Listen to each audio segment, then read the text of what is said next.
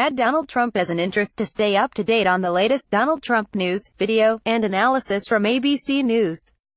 Democratic members of the House Oversight Committee asked the Republican chairman to begin a serious investigation into President Donald Trump's conflicts of interests.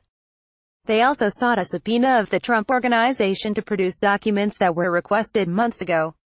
The letter was sent to Chairman Trey Gowdy of South Carolina on Thursday, 1 year after a news conference held by Trump and his attorney announcing efforts to avoid the appearance of a conflict of interest by handing over his business's reins to his sons and putting his assets in a trust, among other measures. Ethics watchdogs and Democratic lawmakers have criticized those efforts as weak to begin with. The Democrats on the House Committee on Oversight and Government Reform asked Gowdy to issue a subpoena to compel the Trump Organization to produce by Jan. 20 documents requested more than 8 months ago on how the company was donating foreign government profits at its hotels to the U.S. Treasury. The lawmakers also want to know whether the organization, the president or his trust will claim donations as a gift for tax purposes.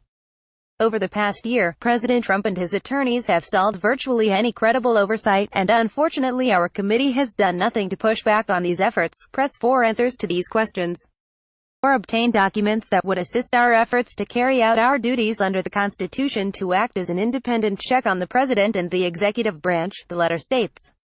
Gowdy's office did not immediately respond to a request for comment. The Trump Organization did not immediately respond to a request for comment.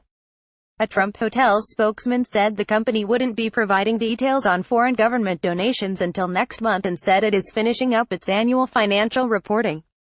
The U.S. Treasury did not respond to multiple requests for comment.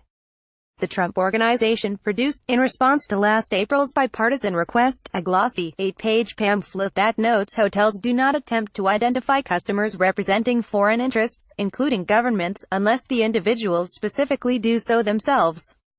It also said it won't enact any policy asking customers to identify themselves because doing so would impede upon personal privacy and diminish the guest experience of our brand. Rep. Elijah Cummings, DMD, wrote to the Trump Organization in May criticizing its meager response, and chastising it for not providing the vast majority of documents requested. If President Trump believes that identifying all of the prohibited foreign emoluments he is currently receiving would be too challenging or would harm his business ventures, his options are to divest his ownership or submit a proposal to Congress to ask for our consent, Cummings wrote. Democratic members of the House Oversight Committee sued in federal court in November over the Trump administration's refusal to turn over information about the Trump family's lease of the Trump Hotel in Washington. Follow Tammy Abdallah on Twitter at https://twitter.com/latums.